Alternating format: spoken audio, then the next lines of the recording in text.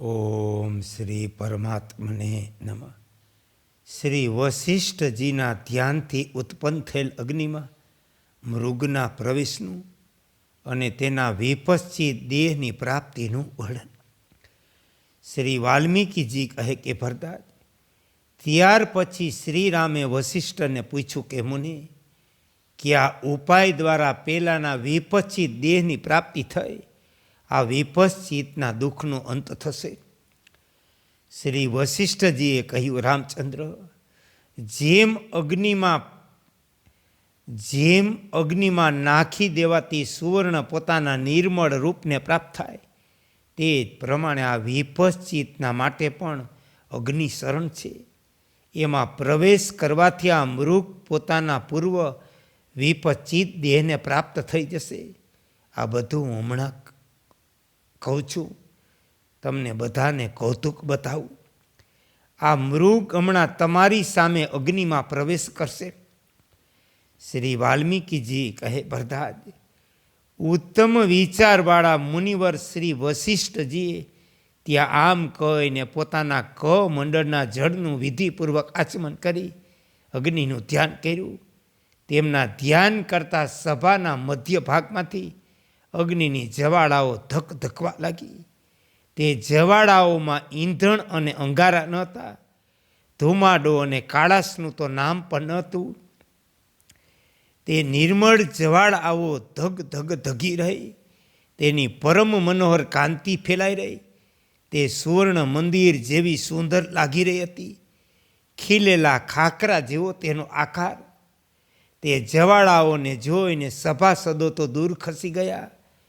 પૂર્વ જન્મના ભક્તિભાવથી આદર સહિત જોઈ રહેલા તે મૃગને તેમના દર્શનથી ઘણો હર્ષ થયો. તે અગ્નિનું અવલોકન કરવાથી તે મૃગના પાપ ક્ષીણ થઈ ગયા. તે અગ્નિમાં પ્રવેશ કરવા માટે તેની ઈચ્છા જાગૃત થઈ ગઈ. પછી તો તે સિંહની જેમ ઉછળીને દૂર સુધી પાછળ હટી ગયો. દરમિયાન મુનિ શ્રેષ્ઠ વશિષ્ઠજી ધ્યાનમગ્ન થઈ વિચાર કરવા લાગ્યા. પોતાની દ્રષ્ટિ દ્વારા મૃગના પાપોને નષ્ટ કરતા રહે અગ્નિદેવને આ પ્રમાણે બોલ્યા, એ ઐશ્વર્યશાળી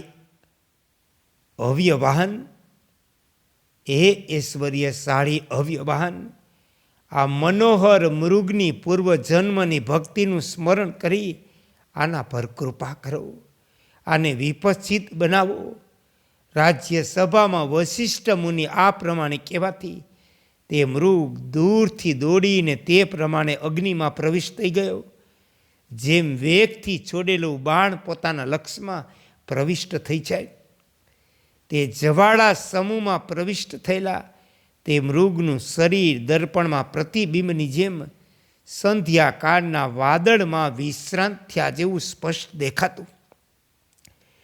ત્યાર પછી સભાસદોની નજર સમક્ષ તે મૃગ જવાળાઓની વચ્ચે મનુષ્યના રૂપને પ્રાપ્ત થઈ ગયો. જવાળાઓની અંદર તે પુણ્ય આકૃતિ પુરુષ દેખાવા લાગ્યો. તે સુવર્ણ જેવો કાંતિમાન હતો. તેના અંગ પ્રત્યંગ અત્યંત સુંદર હતા. તદ ઉપરાંત તે અગ્નિની જવાળાઓ પવનથી બુઝાયેલા દીવાની જેમ તે સભાની મધ્યમાંથી અદૃશ્ય થઈ ગયા. પછી તો ત્યાં દેવાલયની દિવાલો તૂટી જતા તેની મધ્યમાં આવેલી દેવની પ્રતિમાની જેમ પડદાના અંદરથી બહાર નીકળતા કલાકારની જેમ માત્ર તે પુરુષ ઊભો રહી ગયો. તે તદ્દન શાંત હતો. તેના ગળામાં રુદ્રાક્ષની માળા શોભી રહી. ખંભા પર સુવર્ણમય યજ્ઞોપવિત લટકી રહ્યું. શરીર નિર્મળ વસ્ત્રોથી ઢંકાયેલું. આ પ્રમાણે તે તુરત ઉગેલા ચંદ્રમા જેવો લાગતો. સૂર્યની પ્રભા જેવો તે પરમ ઉત્કૃષ્ટ આભાથી યુક્ત. તેના શરીરની કાંતિ જોઈ સભાસદોના મુખમાંથી એવા શબ્દો સરી પડ્યા, અહો કેવી અદ્ભુત શોભા! તેથી તે ભાસ નામે પ્રસિદ્ધ થયો.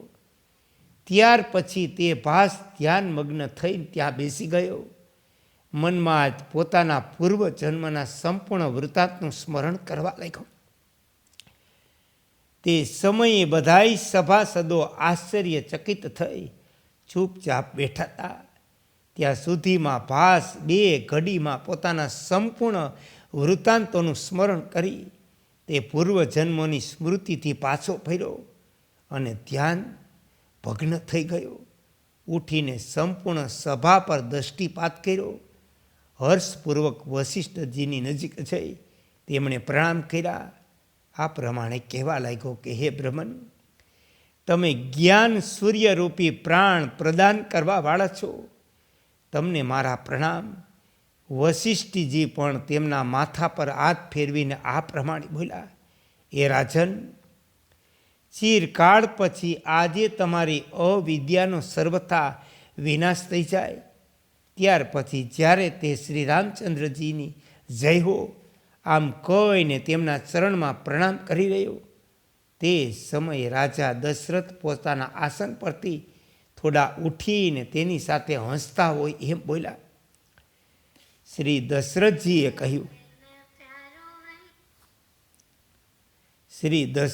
કહ્યું કે રાજન, તમારું સ્વાગત છે. તમે અનેક જન્મરૂપી સંસારમાં ભ્રમણ કરવાથી થાકી ગયા, તેથી આવો, અહીં આ આસન પર બિરાજો અને વિશ્રામ કરો. શ્રી વાલ્મીકીજી કહે, ભરદ્વાજ, મહારાજ દશરથના આ પ્રમાણે કહ્યા પછી તે ભાસ નામક વિપચિત, વિશ્વામિત્ર વગેરે બધાય મુનિઓને પ્રણામ કરી આસન પર બેસી ગયો.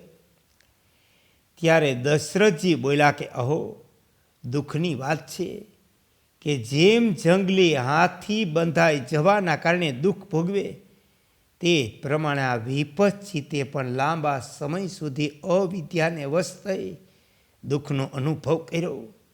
અજ્ઞાનથી ઉત્પન્ન થયેલી દૂરદ્રષ્ટિની કેવી વિષમ ગતિ! એ આકાશમાં જ અનેક સૃષ્ટિના આડંબર ભ્રમના દર્શન કરાવે. આ ઓછા આશ્ચર્યનો વિષય નથી. જે સર્વવ્યાપક આત્મામાં કેટલા સંસાર પેસાયેલા છે, તે સર્વવ્યાપક આત્મામાં આ કેટલા સંસાર ફેલાયેલા છે, જેમાં વિપચિત ચિરકાળ સુધી ભ્રમણ કરતો રહ્યો. પોતાના સ્વભાવ વૈભવથી ઉત્પન્ન આ ચેતન આત્માના સંકલ્પનો કે જે વાસ્તવમાં શૂન્ય છે, કેવો એનો મહિમા! તે શૂન્ય હોવા છતાં પણ પરમાત્મા ધનરૂપી આકાશમાં આ પ્રકારના અનેક જગત રૂપે પ્રતીત થાય. ત્યાર પછી શ્રી વિશ્વામિત્રજી દ્વારા પૂછવાથી વિપચિત ભાસે પોતે જોયેલ વિભિન્ન દસ્યો સ્થાનો, લોક અને પ્રાણીઓનું વિસ્તારપૂર્વક વર્ણન કર્યું. ઓમ શ્રી યોગ વશિષ્ઠાય નમઃ. વશિષ્ઠજીના ચરણમાં કોટી કોટી દંડવત પ્રણામ.